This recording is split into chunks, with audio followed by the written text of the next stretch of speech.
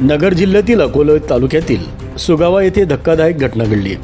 प्रवरा नदीपात्रात बुडून मृत पावलेल्या दोघांचे मृतदेह शोधण्यासाठी गेलेल्या एसडीआरएफच्या बचाव पथकाची बोटही प्रवरा नदीपात्रात उलटली। यावेळी बोटीतील बचाव पथकातील 3 जवान शहीद झाल्याची माहिती मिळते।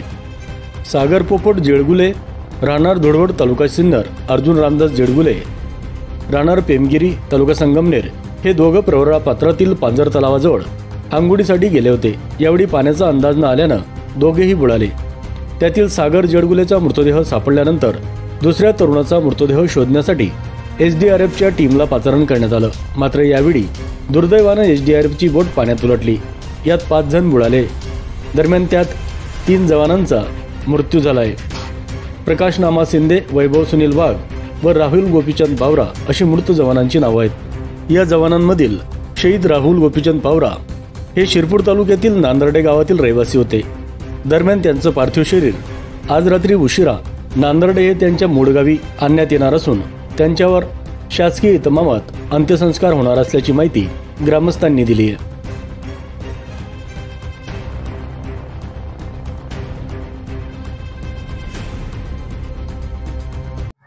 नगर जिल्ह्यातील अकोले तालुक्यात एक दुर्दैवी घटना समोर आली।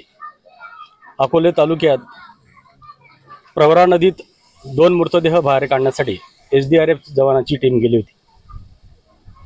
टीम शोधकार्य करत असताना त्यांची बोट पाण्यात उलटली। पाण्यात बोट उलटल्यामुळे पथकातील 3 जवानांचा वीरगती प्राप्त झाली। त्या जवानांपैकी एक जवान म्हणजे राहुल पावरा हे शिरपूर तालुक्यातील नांदर्डे या गावातले जवान होते। त्यांना वीरगती प्राप्त झाली आहे। दरम्यान आज शिरपूर तालुक्यातील नांदर्डे या त्यांच्या गावी त्यांचं पार्थिव शरीर आणण्यात येणार आहे। आपण नांदर्डे गावात आलो आहेत।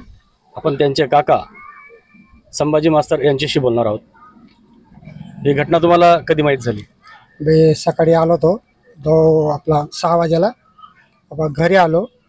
घरी आल्यावर 10 वाजता समजले ते नेमकं ते टीव्हीवर बातमी चालू होती। भाऊ पाहत होते, टीव्ही बातम्या पाहत होते। तेव्हा त्यांना समजलं की असं घटना घडली बा। नंतर मोबाईलने असंच कळलं की असं दुर्घटना घडली। पश्चाताप मग पुढचे शासकीय प्रोसेस चालू आहे।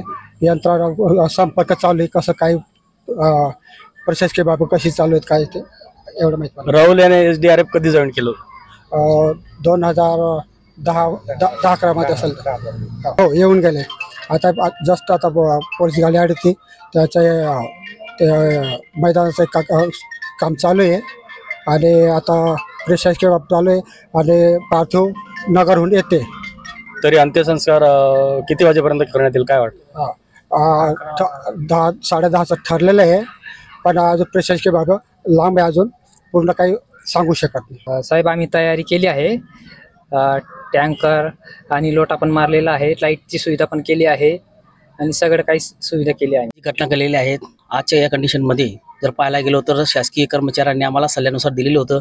त्यांच्या शासकीय नियमानुसार आम्हाला त्यांनी सांगितलं की आम्ही आमच्या नियमानुसार आम्ही त्यांची या ठिकाणी शेवटची यात्रा आम्ही समाप्त करणार आहोत। तरीसुद्धा या ठिकाणी आम्ही इतर लोकांना फोनद्वारे किंवा व्हॉट्सअपद्वारे इतर सगळी माहिती दिलेली आहे की आम्ही जातीरिवाजानुसार सुद्धा आणि शासकीय नियोजनानुसार सुद्धा हे दोघी बाबती त्या ठिकाणी आम्ही करण्याचा प्रयत्न करू असं त्या ठिकाणी आम्ही केलेला आहे प्रयत्न। आणि इतर यंत्र म्हटले तर सगळी गावकरी मंडळी या ठिकाणी उपस्थित आहे। त्यांनी सुद्धा सगळ्यांनी साथ दिलेली आहे आणि सगळ्यांच्या वतीने, कारण की आमचं गावाचा घटक असल्यामुळे एक आमचा मुलगा किंवा भाऊ किंवा पुतण्या असल्यामुळे या ठिकाणी आम्ही सगळी यंत्रणा या ठिकाणी उपस्थित आहोत आणि हा कार्यक्रम आम्ही पूर्ण पद्धतीने पार पाडण्याचा प्रयत्न करू।